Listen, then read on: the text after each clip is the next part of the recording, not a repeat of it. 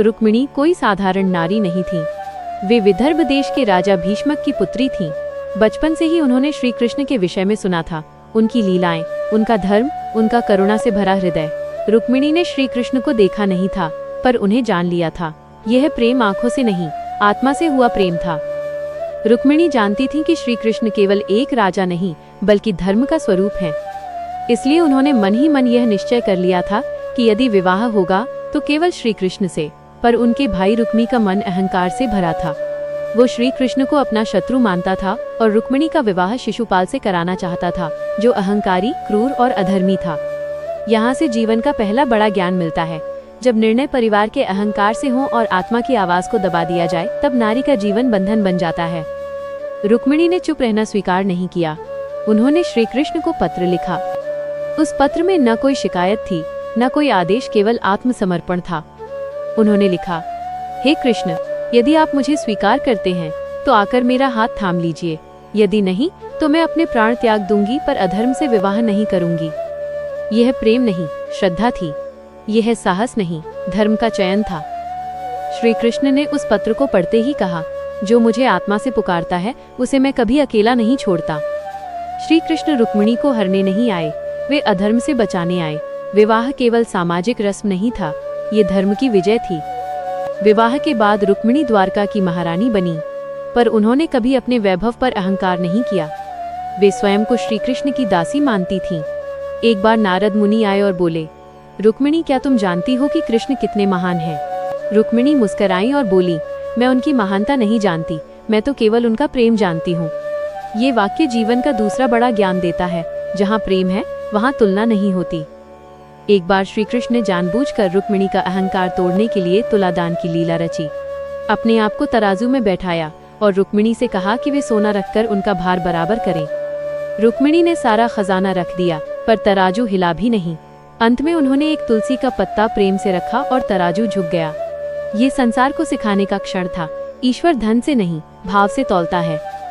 रुक्मिणी श्री कृष्ण की पत्नी थी, पर कभी अधिकार नहीं जताया। वे जानती थीं कि कृष्ण सबके हैं, गोपियों के, अर्जुन के, सुदामा के, द्रौपदी के। उन्होंने कभी ईर्ष्या नहीं की। यहाँ तीसरा बड़ा ज्ञान है, जो प्रेम में सुरक्षित होता है वो बांटने से डरता नहीं। रुक्मिणी का जीवन नारी को सिखाता है कि प्रेम में आत्मसम्मान कैसे रखा जाता है।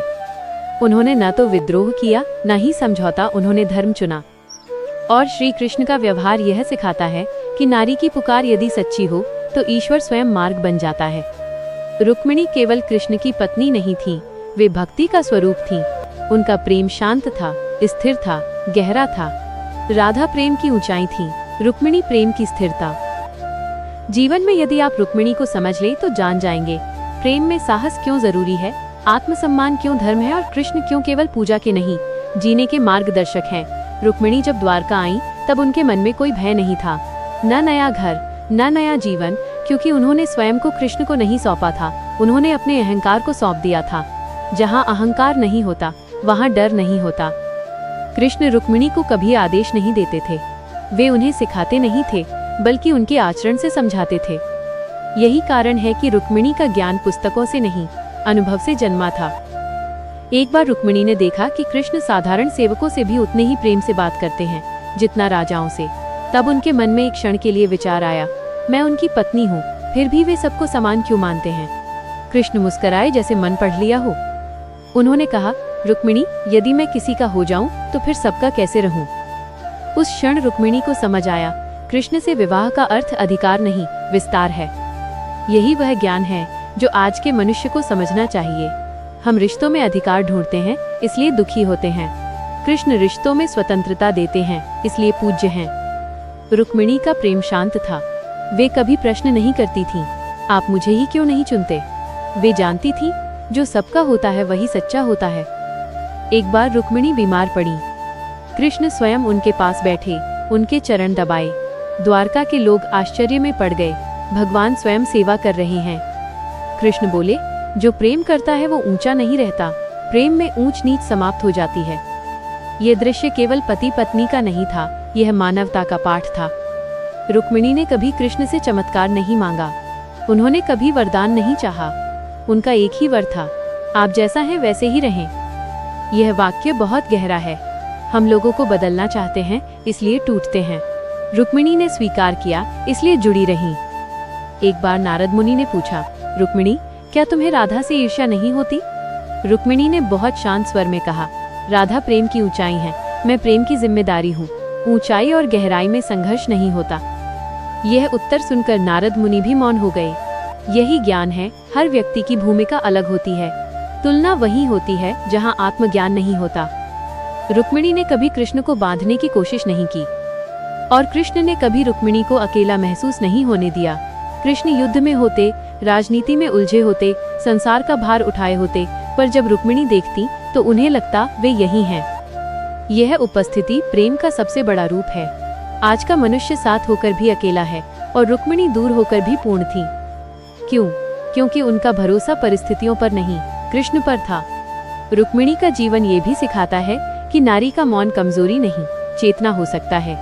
उन्होंने जहाँ बोलना जरूरी था वहाँ पत्र लिखा और जहाँ चुप रहना जरूरी था वहाँ अहंकार छोड़ दिया। कृष्ण ने रुक्मिणी को कभी त्याग की मूर्ति नहीं बनाया। उन्होंने उन्हें सम्मान दिया, सहभागिता दी। इसलिए रुक्मिणी रोती नहीं, शिकायत नहीं करती। वे समझती थी जिसके साथ कृष्ण हो उसे क्या खोना। और अंत में यही सबसे बड़ा ज्ञान है। रुक्मिणी कृष्ण की पत्नी नहीं थी, वे आत्मा का वो स्वरूप थी जो ईश्वर को चुनने का साहस करता है। समय बीतता गया, द्वारका समृद्ध होती गई, पर रुक्मिणी के मन में कभी मैं महारानी हूँ का भाव नहीं आया। वे स्वयं को केवल कृष्ण की साधिका मानती रहीं।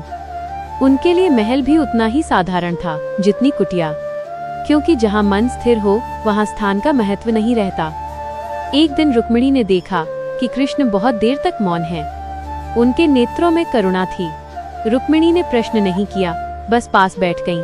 कुछ देर बाद कृष्ण बोले, रुक्मिणी, संसार दुखी है क्योंकि वह परिणाम चाहता है पर प्रक्रिया से भागता है। रुक्मिणी ने यह वाक्य हृदय में उतार लिया। उन्होंने समझा, धर्म तात्कालिक सुख नहीं देता, धर्म दीर्घ शांति देता है। यही कारण था कि रुक्मिणी ने कभी जीवन से जल्दबाजी नहीं की। वे जानती थी जो कृष्ण के साथ चलता है वो समय से नहीं हारता। एक बार कृष्ण को जाना पड़ा। समय लंबा था, मार्ग कठिन था। रुक्मिणी ने रोका नहीं। उन्होंने केवल इतना कहा, जहाँ आप धर्म के लिए हैं वहीं मैं भी हूँ। ये प्रेम का सबसे ऊंचा रूप है, जहाँ दूरी भी साथ बन जाती है। आज लोग कहते हैं, अगर प्यार है तो छोड़ कैसे दिया? रुक्मिणी का जीवन उत्तर देता है, अगर भरोसा है तो रोका क्यों? कृष्ण जब लौटे तो द्वारका ने उत्सव मनाया, पर रुक्मिणी चुप रही। कृष्ण ने पूछा, आज तुम कुछ नहीं कहोगी? रुक्मिणी बोली, जो सुरक्षित हो उसे दिखाने की आवश्यकता नहीं होती। यह वाक्य बहुत बड़ा ज्ञान है। आज प्रेम प्रदर्शन मांगता है, इसलिए असुरक्षित है। रुक्मिणी ने कभी कृष्ण से यह नहीं पूछा, आप मुझसे कितना प्रेम करते हैं, क्योंकि उन्होंने प्रेम को मापा नहीं, जिया था। एक बार रुक्मिणी के मन में हल्का सा अभिमान आया, मैं कृष्ण की प्रमुख पत्नी हूँ। कृष्ण ने तुरंत लीला रची। उन्होंने कहा, रुक्मिणी, आज तुम मेरे चरण धो। रुक्मिणी ने बिना प्रश्न किए उनके चरण धोए। कृष्ण बोले, अब यह जल पी जाओ। रुक्मिणी क्षण भर रुकी, पर फिर समझ गईं, जहाँ प्रेम है वहाँ परीक्षा भी प्रसाद है। जैसे ही उन्होंने वो जल पिया, उनका अभिमान जल बनकर बह गया। कृष्ण ने कहा, रुक्मिणी, प्रेम में सबसे बड़ा शत्रु अहंकार है और तुम उससे मुक्त हो रही हो। यह लीला हमें सिखाती है, ईश्वर हमें गिराता नहीं, वे हमें हल्का करते हैं। रुक्मिणी ने कभी स्वयं को राधा से कम नहीं समझा और कभी अधिक भी नहीं। उन्होंने स्वयं को उपयुक्त माना। यही आत्मज्ञान है। आप जो हैं वही पर्याप्त है। रुक्मिणी के जीवन में सुख भी आया, दुख भी आया, पर उन्होंने कभी कृष्ण को दोष नहीं दिया। वे जानती थी, दोष वहाँ आता है जहाँ स्वीकृति नहीं होती। कृष्ण एक दिन बोले, रुक्मिणी, लोग मुझे पाने मंदिर आते हैं, पर तुम मुझे खोने से नहीं डरती। रुक्मिणी बोली, जो आत्मा बन जाए वो कैसे खो सकता है? यही अंतिम ज्ञान है। कृष्ण कोई वस्तु नहीं, वे चेतना है, और रुक्मिणी उस चेतना की स्थिर लौ थी जो न तेज हवा से बुझी, न समय से डगमगाई। रुक्मिणी ने कभी यह नहीं चाहा कि कृष्ण केवल उनके हों। उन्होंने यह चाहा कि वे जहाँ भी हों, धर्म के साथ हों।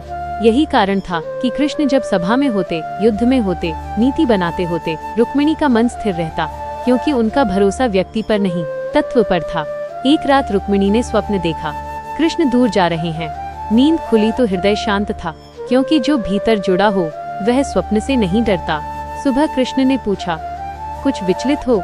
रुक्मिणी बोली, नहीं, जो सत्य है वो जागने पर भी साथ रहता है। ये वाक्य केवल पति के लिए नहीं था, ये जीवन के लिए था। रुक्मिणी जानती थी जो आज है वो कल बदल सकता है, पर जो चेतना है वो शाश्वत है। कृष्ण ने कई बार रुक्मिणी को दुख में भी रखा, सुख में भी, पर हर बार एक बात समान रही, उन्होंने उन्हें स्वतंत्र रहने दिया। ये बहुत बड़ा प्रेम है। जो प्रेम बांधता नहीं वही मुक्त करता है। एक दिन रुक्मिणी ने कृष्ण से पूछा, लोग आपको क्यों नहीं समझ पाते? कृष्ण मुस्कुराए, जो स्वयं से नहीं जुड़ा वो मुझे कैसे समझेगा? रुक्मिणी ने समझ लिया, कृष्ण को समझना मतलब स्वयं को समझना। आज लोग कृष्ण को कथा मानते हैं, पर रुक्मिणी ने उन्हें मार्ग माना। रुक्मिणी ने जीवन में कभी ये नहीं कहा मेरे साथ अन्याय हुआ, क्योंकि उन्होंने जीवन को लेन देन नहीं प्रसाद माना। यह दृष्टि बहुत ऊंची है। एक बार द्वारका में अकाल पड़ा, लोग विचलित हो गए। रुक्मिणी ने भंडार खोल दिए, कृष्ण ने रोका नहीं। कृष्ण बोले, जो बांट सकता है वही राजा है। रुक्मिणी समझ गई, संपत्ति अधिकार नहीं, उत्तरदायित्व है। रुक्मिणी का जीवन यह भी सिखाता है कि स्त्री का सबसे बड़ा आभूषण धैर्य नहीं, बोध है। उन्होंने प्रतीक्षा की, पर अज्ञान में नहीं, जागृति में। कृष्ण और रुक्मिणी के बीच संवाद कम थे, समझ अधिक थी। आज रिश्ते बोलते बहुत हैं, पर सुनते नहीं। रुक्मिणी सुनती थी, शब्द नहीं, भाव। एक दिन कृष्ण ने कहा, रुक्मिणी, संसार मुझे छलिया कहता है। रुक्मिणी बोली, जो लीला समझ ले उसे छल नहीं लगता। यही अंतर है। जो सतह पर देखे वह धोखा कहे, जो गहराई में उतरे वो दर्शन पाए। रुक्मिणी का जीवन हमें ये भी सिखाता है, नारी को ऊंचा उठाने के लिए न शोर चाहिए, न विद्रोह चेतना चाहिए। और कृष्ण ने वही चेतना रुक्मिणी में देखी थी। कृष्ण बोले थे, तुमने मुझे इसलिए नहीं चुना कि मैं राजा हूँ, तुमने मुझे इसलिए चुना क्योंकि मैं धर्म हूँ। और रुक्मिणी बोली, और मैंने धर्म इसलिए चुना क्योंकि वो मुक्त करता है। रुक्मिणी समझ चुकी थी कि कृष्ण को पाना कोई घटना नहीं है, कृष्ण को पाना एक स्थिति है। जिस दिन मन शांत हो जाए, जिस दिन अपेक्षा गल जाए, उसी दिन कृष्ण पास होते हैं। कई बार ऐसा हुआ कि द्वारका में उत्सव था, नृत्य था, संगीत था, पर रुक्मिणी एकांत में बैठी थी। लोगों ने सोचा महारानी उदास हैं। कृष्ण आए और बोले, भीड़ में बैठकर भी अकेली क्यों? रुक्मिणी बोली, भीतर उत्सव है, बाहर की आवाज की जरूरत नहीं। ये वाक्य साधना का सार है। जो भीतर भर जाता है उसे बाहर का शोर नहीं चाहिए। कृष्ण ने रुक्मिणी को कभी ये नहीं सिखाया कि दुख से कैसे बचें, उन्होंने सिखाया दुख को देखना कैसे है। इसलिए जब दुख आया तो रुक्मिणी टूटी नहीं।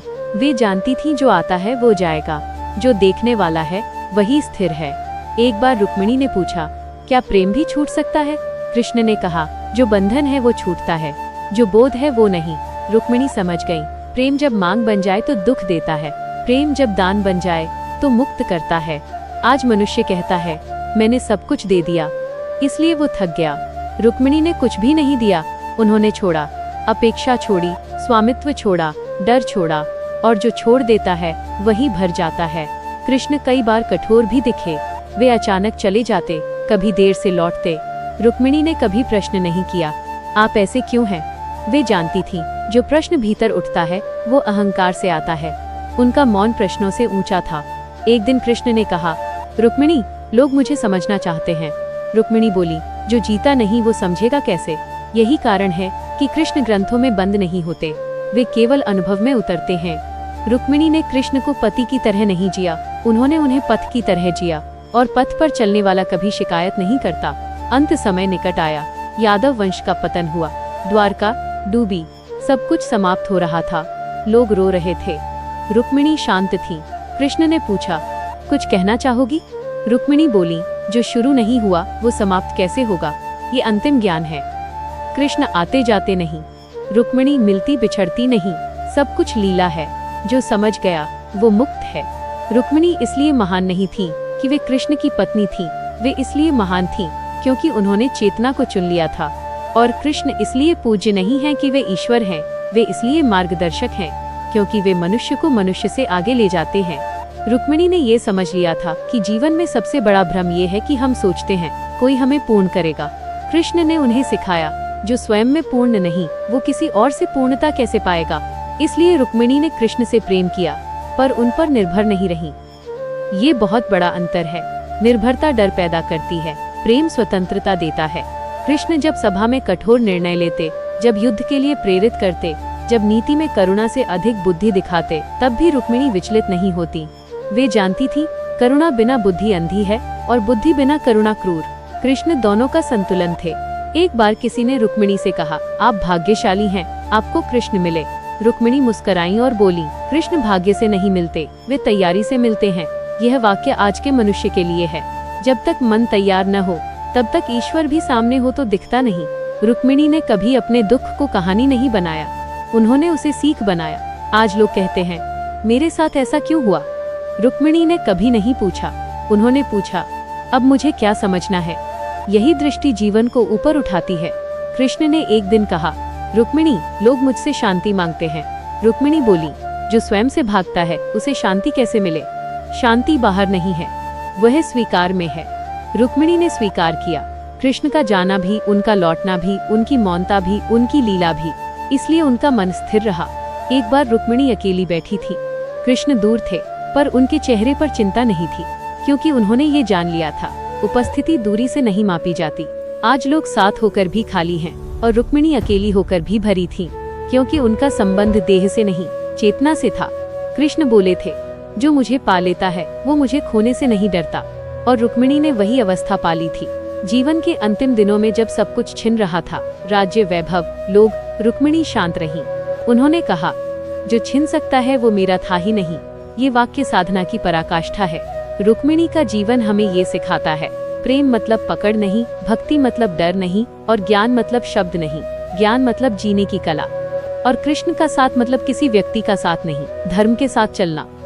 रुक्मिणी ने ये जान लिया था कि संसार का सबसे बड़ा रोग है किसी से कुछ अपेक्षा करना, और सबसे बड़ी औषधि है स्वीकार करना।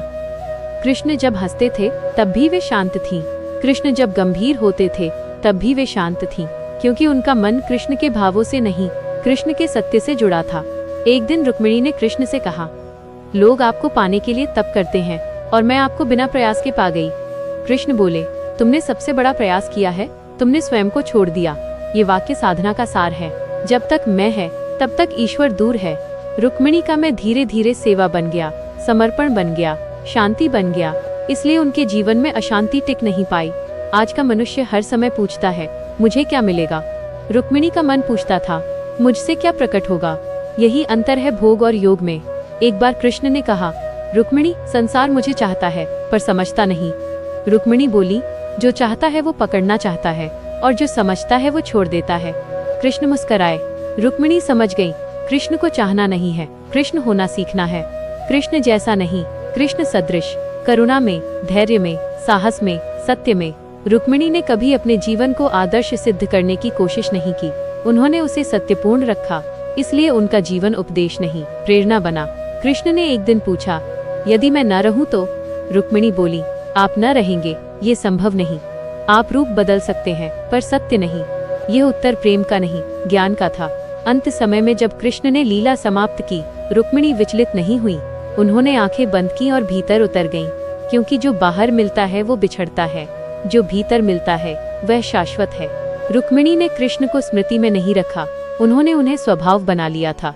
और यही कारण है कि आज भी जब कोई शांत प्रेम चाहता है, स्थिर भक्ति चाहता है, सम्मान से भरा संबंध चाहता है, तो रुक्मिणी का स्मरण होता है।